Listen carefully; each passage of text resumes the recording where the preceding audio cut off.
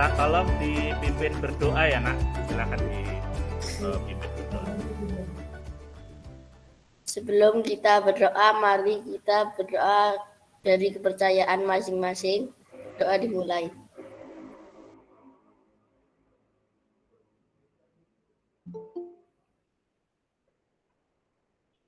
Berdoa selesai. Baik, terima kasih Adam Rusdi yang sudah memimpin berdoa kita pagi hari ini. Baik anak-anak, sebelum kita mulai menyampaikan materi hari ini ya, hari ini saya akan mereview semua materi yang sudah dipelajari karena ini materi kita adalah materi terakhir untuk modul 2 ya anak-anak. Pada pertemuan berikutnya nanti akan kita lanjutkan dengan modul 3 ya. Untuk tesnya insya Allah akan saya laksanakan, kita laksanakan nanti tesnya 2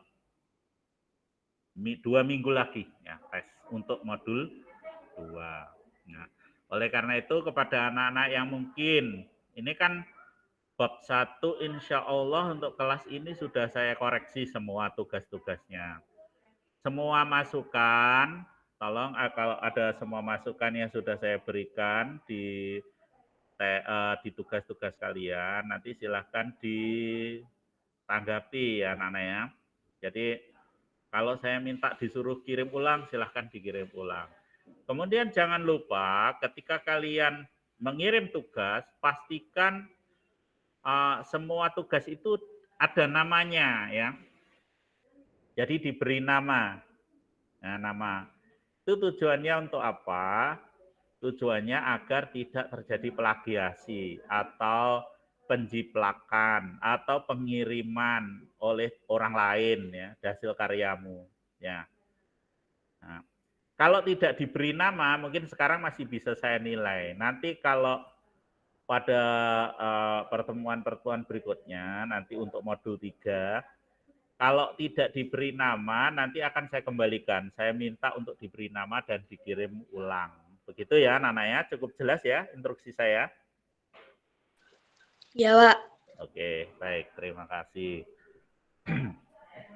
Kemudian saya akan menertibkan untuk akun-akun yang ganda, yang double ya. Jadi akun-akun yang double akan saya tertibkan sehingga memudahkan dalam penilaian. Baik, anak-anak silakan kalian perhatikan di presentasi yang sudah saya pasang ya. Oke, kita langsung aja masuk ke presentasi kita. Anak-anak, kemarin kita sudah membahas. Nih, coba kita lihat di peta konsepnya ya. Ya, di peta konsep itu kita sudah membicarakan kemarin tentang ciri-ciri. Ya, ciri-ciri dari makhluk hidup. Bernapas, bergerak, tumbuh dan berkembang, berkembang biak, memerlukan nutrisi, iritabilitas. Kemudian kita juga sudah mempelajari cara mengamati makhluk hidup. Ya. Cara menggunakan mikroskop, walaupun kita belum bisa mempraktekkan secara langsung, tapi kalian sudah saya jelaskan bagaimana penggunaan mikroskop yang benar. Ya. Kemudian penggunaan alat indera untuk pengamatan. Kalian tentu sudah menggunakannya dalam pengamatan yang sudah kalian lakukan. Yang berikutnya tentang cara pengelompokan. Kita sudah mempelajari tentang kunci dikotom. Ya, di kunci dikotom sudah kalian pelajari bagaimana cara menggunakannya. Kemudian kalian juga sudah mempelajari tentang kunci determinasi. Nah, pada bagian akhir kita sudah mempelajari juga beberapa jenis pengelompokan ya makhluk hidup menurut kaidah menurut Whittaker ya, yaitu pengelompokan 5 kingdom. Ya. 5 kingdom. Pengelompokan 5 kingdom sudah kalian pelajari, mulai ya sudah dipelajari kemarin, ada Monera, Protista, Fungi, dan Planta ya. Nah, hari ini kita akan bahas Animalia, tapi secara keseluruhan saya akan bahas semuanya hari ini ya. Untuk menguatkan apa yang sudah kalian pahami sebelumnya. Oke, itu ya anak-anak materi kita hari ini. Oke, kita mulai aja dari pembahasan kita. Kita mulai dari ini, klasifikasi 5 kingdom. Ya. Nah, anak-anak, kemarin ini kita sudah bahas, tapi sedikit akan kita review lagi. Yang pertama itu pengelompokan klasifikasi 5 kingdom yang dilakukan oleh R.H. Whittaker ya pada tahun 1969. Coba siapa yang masih ingat 5 kingdom itu apa saja? Tadi baru saya tayangkan juga. Coba siapa yang masih ingat 5 kingdom itu apa saja? Halo? Coba anak-anak siapa yang bisa menyebutkan 5 kingdom itu apa saja?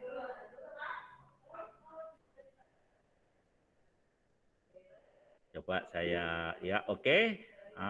Prodit silakan. Monera, Protista, Iya. Fungi, Iya. Planta, Plantae, Animalia.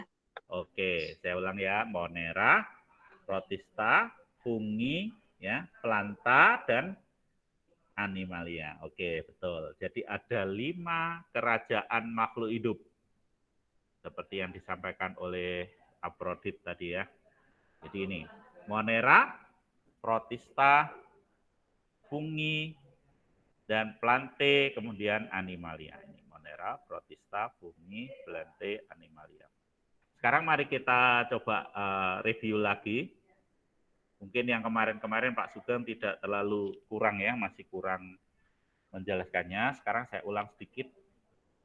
Belum kamu menyelesaikan tugas kita hari ini, yang terakhir ya, untuk modul 2. Nah, anak-anak, klasifikasi 5 kingdom ini, nanti makhluk hidup itu dilihat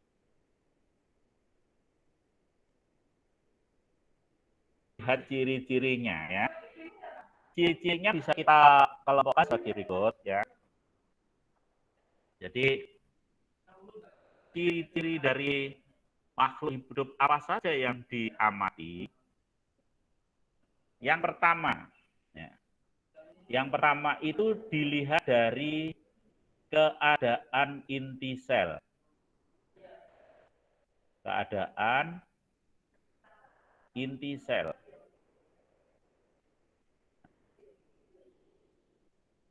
Jadi pertama dari keadaan inti sel. Nah, dari keadaan inti sel kita bisa mengenal ya. Yang pertama yang disebut dengan makhluk hidup ya. Makhluk hidup yang pertama ini adalah makhluk hidup prokariotik.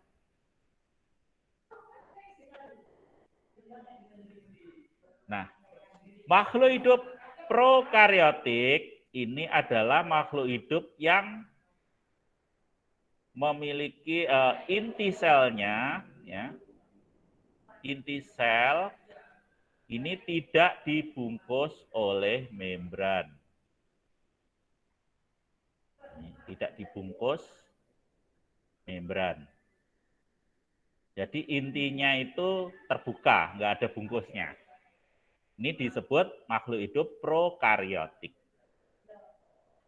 Kemudian yang berikutnya, makhluk hidup eukariotik. Eukariotik ya. Makhluk hidup eukariotik ini kebalikannya dari ini. Jadi inti selnya itu dibungkus oleh membran. Dibungkus oleh membran ya. Itu yang pertama ya, pembagiannya yang pertama. Jadi ciri yang diamati adalah keadaan inti sel. Kemudian yang kedua adalah jumlah, ya. Jumlah sel penyusun tubuh. Nih.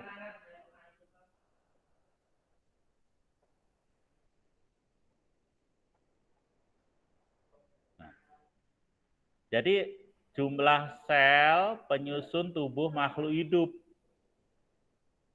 Nah, itu pembagian yang kedua, ya. Ditinjau dari jumlah sel penyusun tubuhnya, tubuh makhluk hidup ini bisa kita bagi menjadi dua, yaitu yang pertama adalah makhluk hidup monoseluler atau makhluk hidup uniseluler. Ya. Pengertiannya, makhluk hidup monoseluler atau makhluk hidup uniseluler ini adalah makhluk hidup yang tersusun dari satu sel. Jadi tubuhnya itu tersusun dari satu sel. Ya. Itu pembagian makhluk hidup, ya. Pembagian berdasarkan jumlah penyusun sel penyusun tubuhnya. Kemudian yang berikutnya ada makhluk hidup yang disebut makhluk hidup multiseluler. Ya. Maksudnya tubuh makhluk hidup ini tersusun dari banyak sel. Jadi banyak sel penyusun tubuhnya. Itu disebut makhluk hidup multiseluler.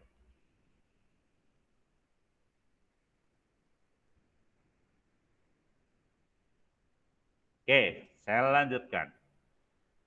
Berikutnya, ini kalau dilihat dari sel penyusun tubuh makhluk hidup ya. Selanjutnya adalah ditinjau dari bagaimana makhluk hidup itu memperoleh makanan. Bagaimana cara makhluk hidup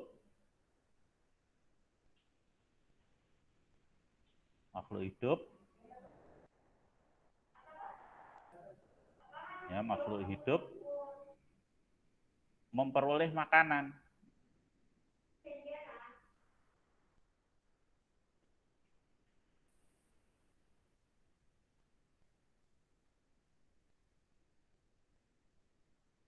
Ini dibagi menjadi beberapa cara ya. Ada beberapa cara makhluk hidup untuk memperoleh makanan ini.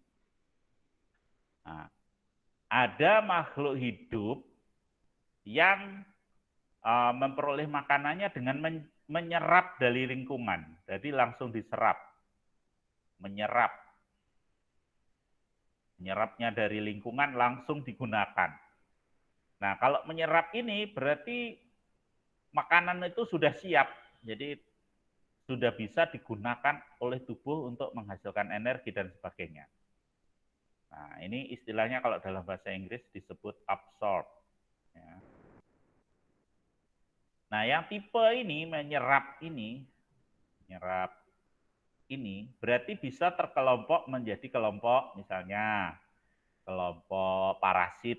Ya, Parasit itu berarti merugikan makhluk hidup yang lain karena makanan dari makhluk hidup itu diserap oleh organisme ini. Bisa juga kelompok saprofit. Kelompok saprofit ini yaitu ini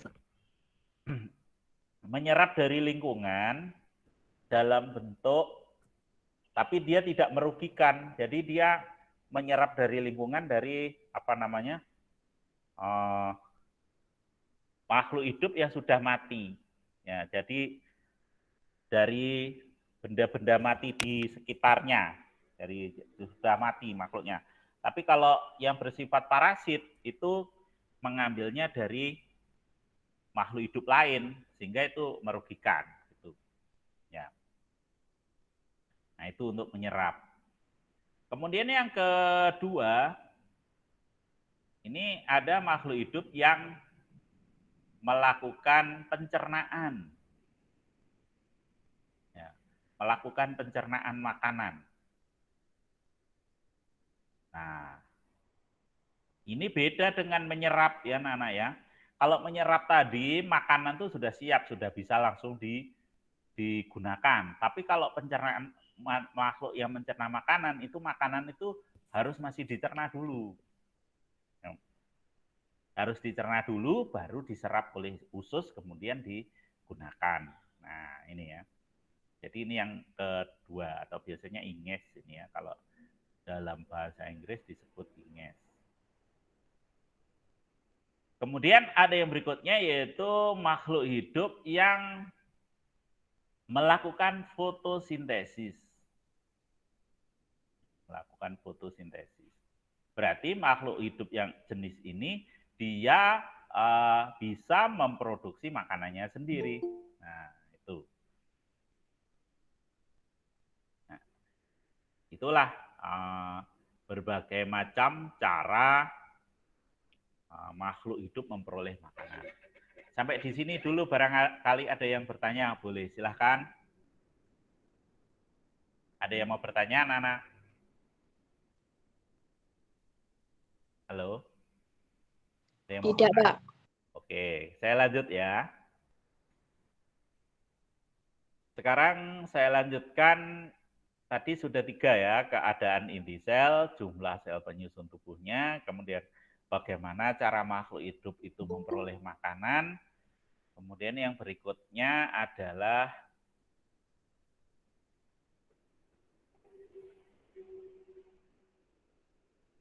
gerak, ya, bagaimana makhluk hidup itu bergerak, ya.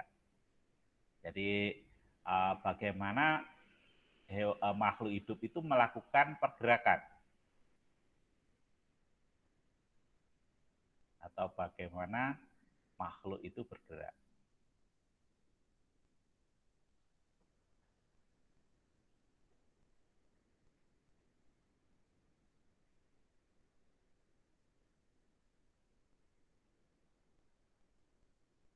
Nah, bagaimana makhluk hidup itu bergerak? Nah, di sini kita bagi menjadi 2. Yang pertama adalah yang disebut dengan makhluk hidup yang bersifat motil. Ya, motil, motile tulisannya ya namanya. Motil itu adalah makhluk hidup yang bisa berpindah tempat. Berpindah tempat.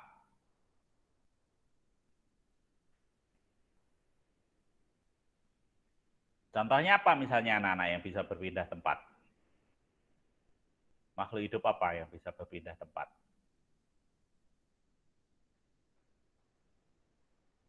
Tumbuhan bisa nggak berpindah tempat? Tidak. Tidak. Yang bisa pindah tempat apa? Hewan. Hewan ya, hewan ya.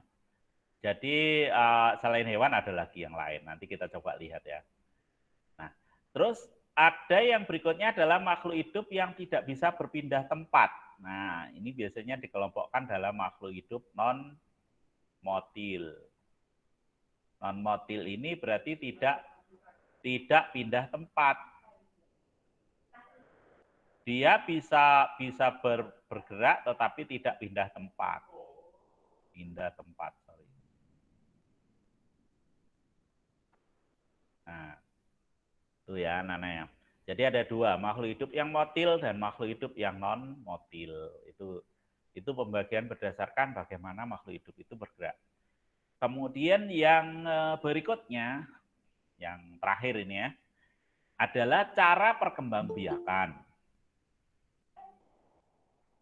Cara perkembangbiakan makhluk hidup. Nih, cara perkembangbiakan.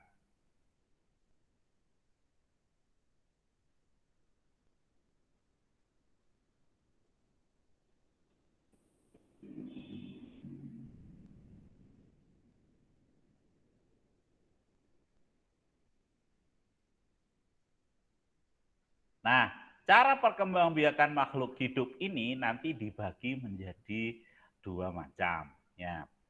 Ada yang utama itu dia berkembang biak secara, kalau kamu kenal itu istilahnya kawin ya Nana ya. Mungkin kamu kok di SD dulu diajari nih perkembangbiakan secara kawin. Atau kita dikenalkan di sini dengan perkembangbiakan secara seksual. Atau biasa juga disebut dengan perkembangbiakan generatif. Ya. Nih. Nah, berarti kalau perkembangbiakan kawin seksual generatif berarti ini didahului proses perkawinan. Berarti ada individu jantan, ada individu betina, itu ya. Sehingga bisa menghasilkan keturunan secara seksual, gabungan antara dua macam sel, ya. Nah, yang berikutnya berarti lawannya kawin berarti tak kawin, gitu kan? Nah, kawin atau biasa disebut aseksual atau disebut perkembangbiakan secara vegetatif. Nah, ini ya. Itulah bagian pembagian ciri-ciri makhluk hidup dalam pengelompokan 5 kingdom ini dilihat dari 5 macam ini. Jadi dari 5 macam bagian ini. Ini yang pertama, ya. Yang kedua, 3, keempat, ya. Yang keempat, dan ini yang kelima. Oke, sampai di sini ada yang ditanyakan anak-anak? Halo? Tidak, Pak. Oke, kalau begitu sekarang saya yang bertanya ini ya. Nah, di tengah ini ada gambar pohon ya, pohon klasifikasi. Nah, kita akan coba lihatnya pohon klasifikasi ini. Pak, kamu lihat di sini. Ada 5 kingdom. Yang pertama adalah kingdom Monera, kemudian Protista, kemudian fungi atau jamur, kemudian tumbuhan, plant, dan animal, hewan. Ya. Nah, sekarang kita lihat dari cirinya dulu. Sekarang ini ada ciri yaitu ciri prokariotik. Apa maksudnya prokariotik? Anak-anak. Apa yang dimaksud Monera itu prokariotik? Berarti bagaimana? Intisinya tidak memiliki membran. Iya, betul. Jadi semua anggota Monera itu kalau dilihat inti selnya, maka kita tidak menemukan ada membran, tidak dibungkus inti selnya. Itu semua anggota Monera itu seperti itu. Kemudian yang berikutnya uniseluler, apa maksudnya? Organisme bersel satu. Nah, bersel satu. Jadi dia hanya memiliki satu sel saja. Ya. Semua anggota Monera adalah makhluk hidup bersel satu. Tidak ada yang multiseluler, semuanya satu. Nah, kalau di sini ada absorb, ini berarti cara apa? Cara mencari makan. Cara mencari makannya absorb. Berarti apa absorb? Menyerap kan ya? Or photosynthesis, ya, fotosintesis ya. Nah, ini berarti anggota dari Monera itu ada sebagian yang menyerap dari lingkungan. Jadi bisa menyerap itu bisa parasit, bisa saprofit ya. Nah, dan ada sebagian lagi yang bisa melakukan fotosintesis. Ini ya. Kemudian ada yang motil. Apa motil artinya? Halo, motil itu apa artinya? Berpindah tempat. Berpindah tempat. Berpindah tempat. Oke, dan ada juga yang non-motil.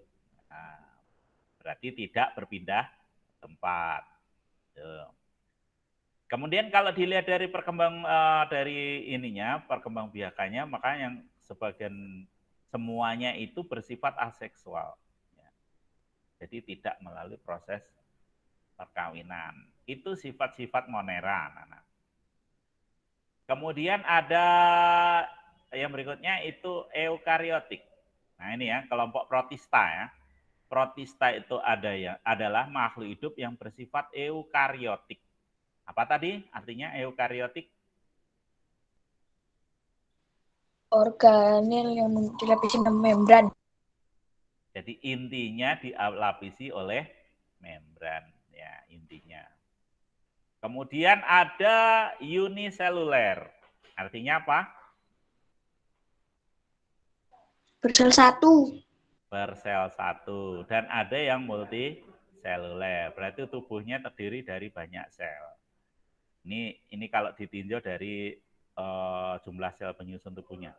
Kemudian dari cara mencari makannya ada yang menyerap, ada yang mencerna makanan, dan ada yang bisa melakukan fotosintesis. Dilihat dari perkembangbiakannya, ada yang bersifat seksual, kawin, ada yang tak kawin. Tuh ya, itu protista.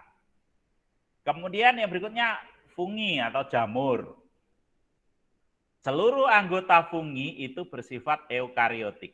Jadi semua memiliki membran inti. Kemudian semua anggotanya adalah multiseluler, memiliki jumlah sel yang banyak dalam tubuhnya. Semua anggotanya adalah bersifat absorb, menyerap. Tadi absorb, menyerap itu bisa parasit, ya. Jadi ada anggota fungi yang parasit dan ada yang saprofit. Kalau saprofit mengambil dari lingkungan tapi tidak dari sisa makhluk hidup yang sudah mati. Kalau parasit dia mengambil dari makhluk hidup yang masih hidup ya. Kemudian bersifat memotil, jadi tidak ada jamur yang pindah tempat, gitu kan? Terus berkembang biak secara seksual, secara kawin. Sekarang tumbuhan, plant. Dia anggotanya bersifat eukariotik, ya.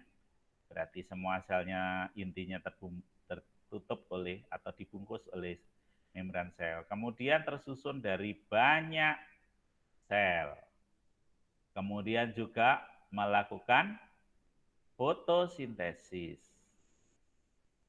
Nah, melakukan fotosintesis ini ada syaratnya apa, anak-anak? Supaya bisa melakukan fotosintesis apa syaratnya? Memiliki klorofil. Klorofil ya. Klorofil ya. Ya, oke. Jadi yang punya klorofil itu tumbuhan dan sebagian protista. Jadi protista juga ada yang melakukan fotosintesis. Ini juga ya Pak, golongannya Monera ada juga yang bisa melakukan fotosintesis. Nah, kemudian bersifat non-motil, tidak bisa pindah tempat. Tidak ada tumbuhan itu yang pindah tempat ya Nana ya. Dia bergerak tapi tidak berpindah tempat. Perkembangbiakannya secara seksual, secara kawin. Ini tumbuhan. Terus yang terakhir hewan, animal. Hewan itu bersifat eukariotik. Seluruh anggotanya bersifat eukariotik. Jadi eukariotik itu berarti dia itu intinya tertutup oleh atau dibungkus oleh membran sel, ya, membran inti sel. Kemudian bersifat multiseluler, jadi tubuhnya tersusun dari banyak sel. Kemudian melakukan pencernaan, nah ini yang membedakan dari yang lain ya. Nah, ada juga yang bisa mencerna yaitu golongannya protista ini bisa. Nah, kemudian motil dia bisa bergerak, pindah tempat, dan perkembangbiakan secara seksual. Itu ya. Ini klasifikasi 5 kingdom, ciri-cirinya seperti itu. Sampai di sini ada yang ditanyakan anak-anak? Tidak, Pak. Oke, lanjut ya.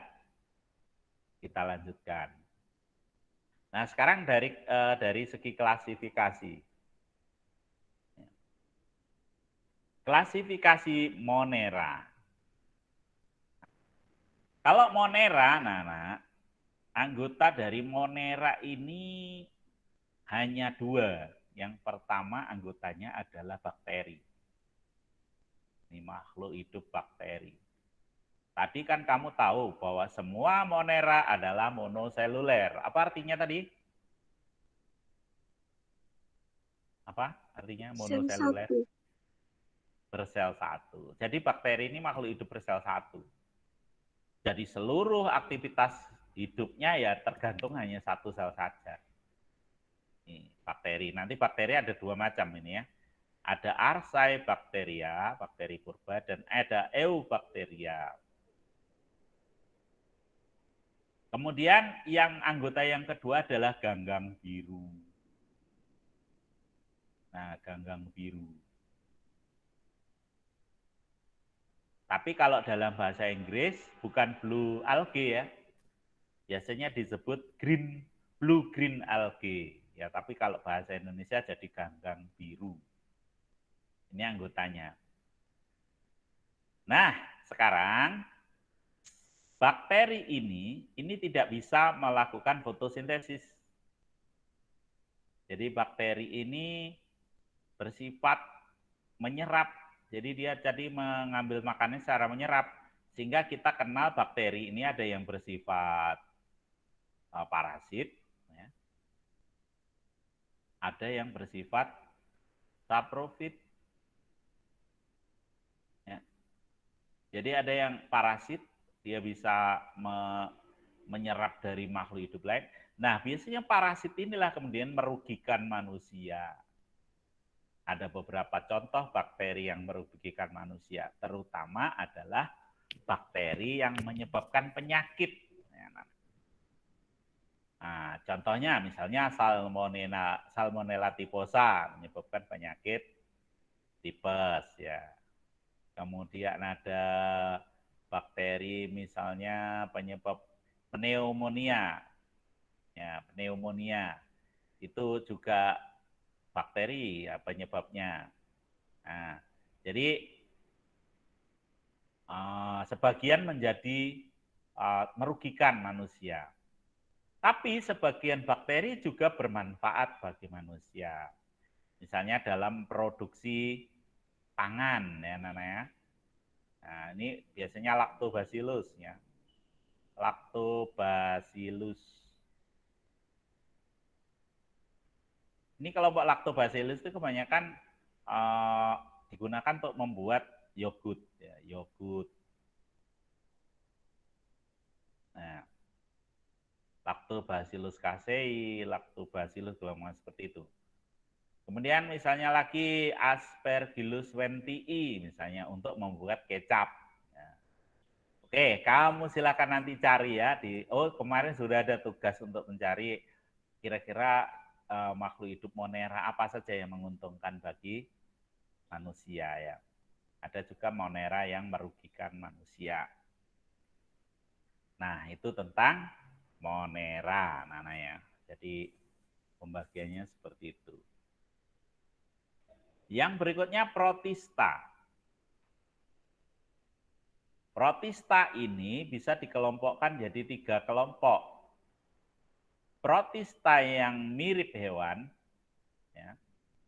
Kemudian protista mirip tumbuhan, dan protista yang mirip jamur.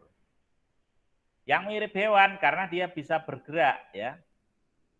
Jadi protista ini bisa bergerak. Tapi enggak semuanya sih ini bisa bergerak ya.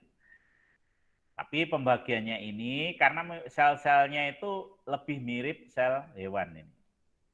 Sedangkan yang tumbuhan dia lebih mirip tumbuhan selnya. Yang jamur mirip seperti jamur tapi dia bukan jamur. Nih. Nah, ini dikelompokkan ada flagellata, ciliata, rhizopoda, dan sporozoa. Flagellata ini karena dia bergerak dengan namanya alat gerak namanya flagel. Yang ciliata dengan menggunakan silia. Rhizopoda dengan kaki semu. Sedangkan yang ini tidak punya alat gerak. Ya, tidak ada alat geraknya. Ini sporozoa.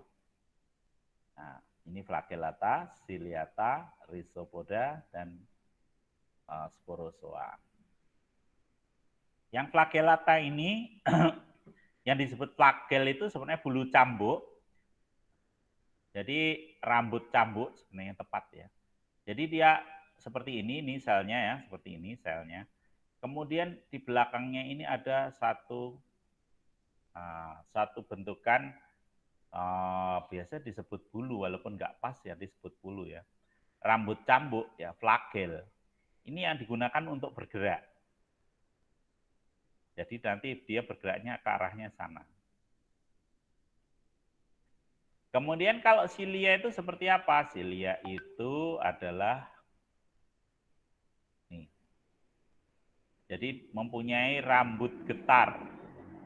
Dia punya rambut getar. Jadi banyak sekali rambutnya di permukaan tubuhnya. Ini disebut rambut getar. Yang berikutnya kaki semu. Nah, kaki semu ini dimiliki, kalau ini tadi makhluk hidupnya namanya Euglena. Yang ini disebut Paramecium contohnya. Dan yang ini adalah amoeba. Jadi amoeba itu bentuknya seperti ini. Dia kalau mau bergerak, dia menjulurkan sitoplasmanya ke sana. Amoeba.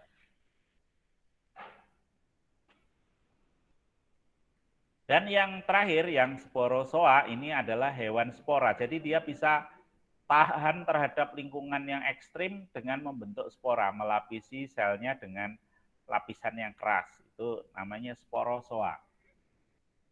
Ini nama makhluk hidupnya namanya Plasmodium. Ya. Plasmodium. Nah, ini bisa menyebabkan penyakit namanya penyakit malaria. Jadi kelompok protista ini bisa menyebabkan penyakit juga ya anak-anaknya. Jadi seperti itu. Yang mirip hewan. Kemudian yang mirip tumbuhan ini adalah kelompok ganggang. Ini jadi kelompok yang mirip tumbuhan ini adalah kelompok ganggang atau alga. Alga atau algae. Ya. Ganggang atau alga atau algae. Nah, macamnya ini ada macam-macam nih. Ada namanya Euglenophyta. Euglenophyta itu sebenarnya ganggang tapi bisa bergerak, berpindah tempat. Ini ya. Motil ini. Ini sebenarnya Euglena ini dimasukkan flagellata masuk, ke Euglenophyta juga masuk. Jadi yang mana yang benar, Pak? Ya, benar kedua-duanya. Tinggal tinjauannya dari segi apa ya. Dimasukkan ke dalam flagellata karena dia bisa bergerak ya. Sedangkan dimasukkan Euglenophyta karena dia bisa berfotosintesis. Nah, Euglenophyta sering juga dimasukkan dalam kelompok yang kedua ini, kelompok Chlorophyta. Chlorophyta ini adalah ganggang atau alga yang warnanya hijau. Ya, warnanya hijau. Ini Euglenophyta kadang masuk ke dalam kelompok Chlorophyta karena warnanya hijau juga. Kelompok alga yang berikutnya adalah alga pirang. Nah, warnanya pirang. Kamu tahu kan rambut pirang itu rambut keemasan warnanya. Jadi warnanya pirang, keemasan.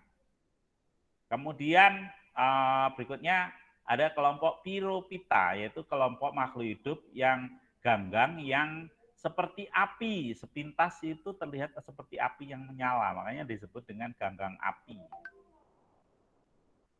Kemudian Phaeophyta ini adalah kelompok ganggang coklat. Ya. Dan yang terakhir Rhodophyta ini adalah kelompok ganggang merah. Nah, ini ganggang merah, ini Rhodophyta. Nah, itu pembagian dari protista mirip tumbuhan. Dia mirip tumbuhan karena bisa melakukan proses fotosintesis dan memiliki sel-sel yang mirip sekali dengan tumbuhan, tapi bukan tumbuhan, tidak memenuhi kriteria untuk disebut tumbuhan. Itu ya. Terus yang ketiga ini protista yang mirip jamur. Nih, hanya ada dua aja, yaitu Myxomycota atau biasa disebut jamur lendir. Jamur lendir. Dan Oomycota. Nah, itulah pembagian protista. Ini sepertinya kamu sudah mengerjakan semua tugas tentang ini. Ini Pak Sugeng hanya review aja. Nah, kemudian yang berikutnya jamur. Nah, jamur Pak Sugeng belum memasang ini, lupa kemarin memasang klasifikasinya. Tapi jamur dibagi menjadi 3 kelompok. Ya, jamur itu dibagi menjadi 3 kelompok. Jamur itu ya. Jamur atau fungi. Ya, fungi. Dibagi kelompok yang pertama adalah kelompok yang disebut Basidiomycetes. Basidiomycetes. Kemudian yang kedua ada namanya Ascomycetes.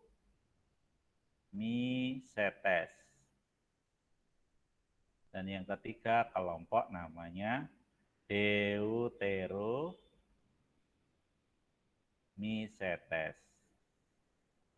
Ini didasarkan atas cara perkembangbiakannya, ya, alat perkembangbiakannya. Oke, sampai di sini ada yang bertanya, boleh silahkan. Boleh anak-anak, silahkan kalau mau bertanya. Ada yang mau bertanya, anak-anak? Halo. Halo anak-anak. Kok sepi? Ya. Cukup jelas anak-anak? Jelas, Pak. Jelas, Pak. Jelas. Oke, baik. Itu adalah semua yang sudah kamu kerjakan kemarin, termasuk tumbuhan ya. Nah, tumbuhan kemarin kan kamu berkelompok ya mengerjakannya. Kamu mengerjakan kelompok gimana? Ada kesulitan nggak mengerjakan berkelompok? Ada Pak, ada satu anak Pak yang nggak mau Ya. ikut. Oh gitu. Ya gini aja. Kalau misalnya ada anak yang tidak ikut, ya. Misalnya ada anak yang tidak ikut, ya. Anak ini tidak ikut. Kemudian silahkan dilaporkan aja ke saya ya siapa yang nggak ikut. Nanti akan ada penilaian yang berbeda seperti itu ya. Jadi karya yang kamu kirimkan nanti akan dinilai sama Pak Sugeng. Nilainya adalah untuk semua kelompok. Tetapi kalau anak itu tidak ikut berarti dia ada penilaian yang berbeda seperti itu. Ya, itu ya Nana ya. Ya, Pak. Iya Pak. Oke, nanti silakan ditulis siapa kelompok berapa, namanya siapa, dikirimkan ke saya supaya nanti saya bisa memberi penilaian yang adil bagi kalian ya.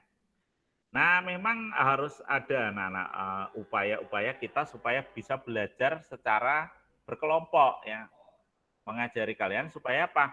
Supaya bisa kerja kelompok walaupun keadaan seperti ini pun kita bisa berkelompok. Sebenarnya itu tujuannya Pak Sugeng. Tapi kalau kemudian kesulitan ya memang ya namanya dengan kondisi seperti ini pasti ada kesulitan. Tapi kita akan dicoba ya supaya anak-anak bisa melakukan kerjasama itu walaupun di masa pandemi seperti itu. Oke, baik sedikit. Sekarang kita coba ya, kita lanjutkan dulu ya.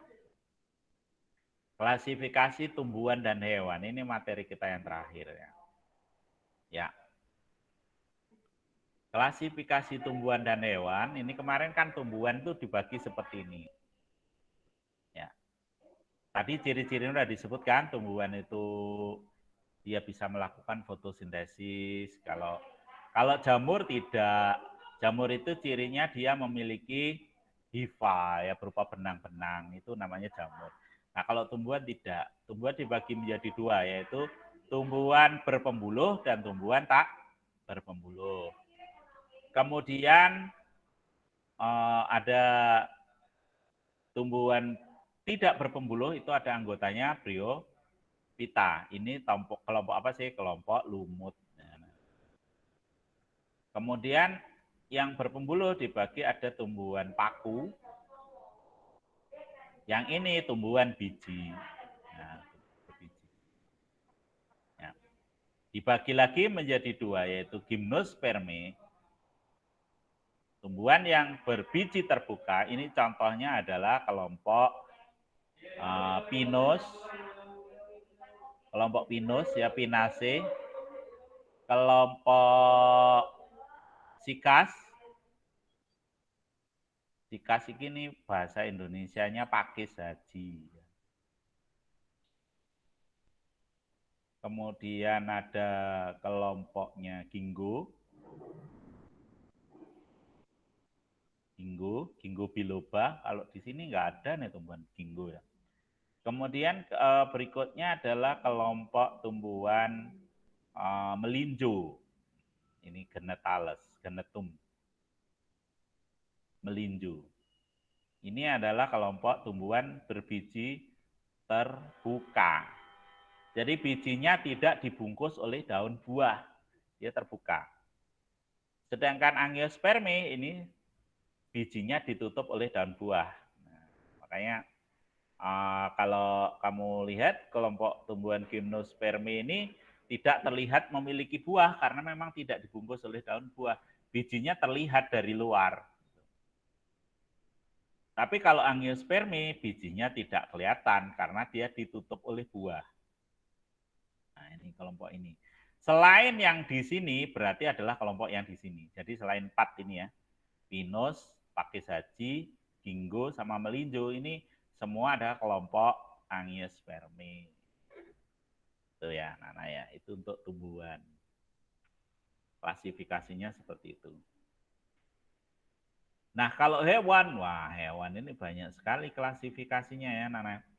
Nah, filmnya hewan ini seperti yang kamu akan kerjakan nanti, film pada hewan itu adalah ada film Platyhelminthes, Nemathelminthes atau nematoda, kemudian film Annelida, film Arthropoda, ini golongan hewan berbuku, film Echinodermata, film Mollusca, hewan lunak, film Cnidaria, dan film Porifera.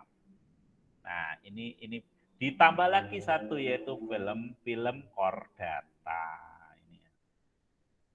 Nah, film chordata nanti dibagi menjadi dua, ada vertebrata dan avertebrata. Atau hewan bertulang belakang dan hewan tidak bertulang belakang. Ini secara keseluruhan, secara lengkap seperti ini.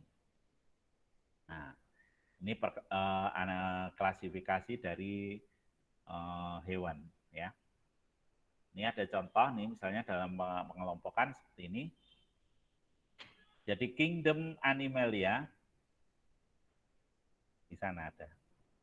Terus filmnya Chordata, kelasnya Mammalia, ordonya Carnivora, ini dibagi ada.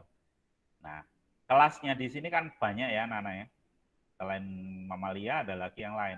Filmnya juga ada banyak, ini hanya satu baris saja klasifikasinya. Nih, kekerabatan misalnya kalau harimau dengan kucing itu lebih dekat kekerabatannya daripada harimau dengan anjing, gitu kan ya. Nah, anjing dengan serigala itu lebih dekat kekerabatannya daripada anjing dengan kucing, gitu. Nah, kemudian ini ada Arctos. Arctos itu golongan Ursus ya. Ursus itu beruang anak-anak ya. Beruang kutub dengan beruang madu itu masih bersaudara dekat daripada beruang kutub dengan lupus, dengan serigala. Ya. Itu. Jadi kekerabatannya seperti ini. Tapi kalau kamu bandingkan misalnya dengan mamalia yang lain, misalnya sapi, maka ini malah lebih dekat nih. Kucing dengan anjing itu masih berkerabat dekat daripada kucing dengan sapi. Nah, gitu ya. Nah, karena mereka terkelompok dalam karnivora. Ini semua keluarga karnivora.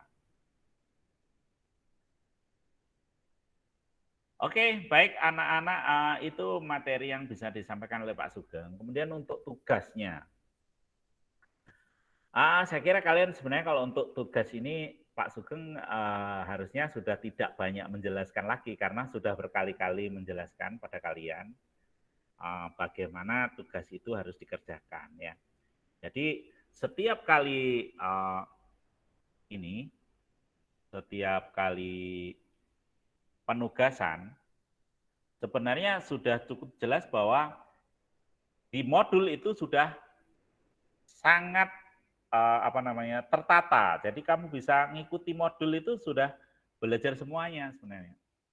Mungkin ada keluhan nih dari sebagian kalian ya, ada yang mengeluhkan, pelajaran IPA ini kok banyak sekali tugasnya. Sebenarnya tugasnya itu sedikit-sedikit, cuma dipecah jadi beberapa bagian ya. Nah, jadi tugasnya itu ya satu modul itu kecil-kecil gitu. Cuma kalau kalian tidak pernah menyicil mengerjakan, ya itu akhirnya menjadi berat. Nanti kalau tidak dicicil mengerjakan, akhirnya pada akhir temuan akhirnya menumpuk pekerjaannya. Itulah yang terjadi anak-anak. Sehingga seolah-olah kerjaan IPA itu banyak sekali. Sebenarnya ya wajar lah sesuai dengan materi yang ada di buku kalian. Jadi kita tidak ngarang gitu ya. Wah, tugas kok banyak sekali ya. Tapi kan tugas sedikit-sedikit sebenarnya ya. Misalnya hari ini kamu harus menyelesaikan tugas itu, ya selesaikan hari ini, jangan ditunda. Karena begitu ditunda, besok numpuk jadi dua jadi lebih banyak lagi. Nah, kan ya. Nanti nggak dikerjakan lagi minggu depan. Nah, apalagi kalau satu semester nggak dikerjakan, ya kalian harus mengulang pembelajarannya. Ya, kalau tidak dikerjakan ya. Jadi seperti itu anak-anak, makanya kalian harus menata ya, cara belajarnya itu ditata. Karena bukan hanya tugas IPA aja, masih ada tugas-tugas yang lain. Percayalah, kalau kamu mengikuti pembelajaran ini dengan baik, tidak ada yang sulit. Pak Sugeng itu menilai itu pasti menilainya adil ya. Kalau kamu jawabnya mendekati benar itu sudah dianggap benar oleh Pak Sugengnya. Jadi nilaimu bisa 100 berarti sudah benar itu pekerjaannya seperti itu. Kalau memang dikembalikan kurang ya nanti ya itu memang kurang ya. Jadi kurang jawabannya. Misalnya jawaban soalnya ada katakanlah 5, kamu jawab cuma 1 kan ya kurang. Untuk dinilai terlalu sedikit. Kalau dinilai oleh Pak Sugeng, nilainya nanti di bawah 67. Artinya sama aja kamu nggak lulus gitu kan. Makanya dikembalikan oleh Pak Sugeng, silahkan dikirim ulang. Dikirim ulang aja, tidak apa-apa. Nanti akan dinilai. Kalau yang nilainya masih kurang-kurang, dikirim ulang nggak apa-apa. Seperti itu. Kalau yang sudah lulus ya nggak usah dikirim ulang ya. Nah, seperti itu anak-anak ya. Kemudian setiap keterlambatan ya pasti adalah perbedaan lah nilainya ya. Sama anak yang pekerjaannya bagus tapi cepat. Kalaupun anak-anak itu ada yang cepat sekali mengumpulkan tugas, tetapi cuma tidak memenuhi syarat ya tetap ditolak ya, harus dikirim ulang. Ya. Ada beberapa kasus anak-anak mengirim tugas itu tidak sesuai, bukan tugas IPA dikirim ke IPA ya, bagaimana saya nilai. Atau kalian mengeklik tombol submit tapi tidak ada yang dinilai, lampirannya nggak diberikan, ya nggak bisa dinilai juga. Atau anak sudah mengupload tugas tapi nggak disubmit, nah ini masih dinilai sama Pak Sugeng kalau ketemu. Kalau nggak ketemu ya terpaksa maaf ya, mungkin kelewatan akhirnya. Jadi silahkan dikirim ya ulang. Oke, itu ya tentang tugas ya anak-anak ya. Nah, tugas hari ini bagaimana? Tugas hari ini tetap berkelompok seperti kemarin anak-anak ya. Kalau kemudian ada kelompok yang tidak aktif, jangan khawatir. Kelompok yang anak yang tidak aktif berarti pasti ada pengurangan. Jadi tetaplah berusaha kemudian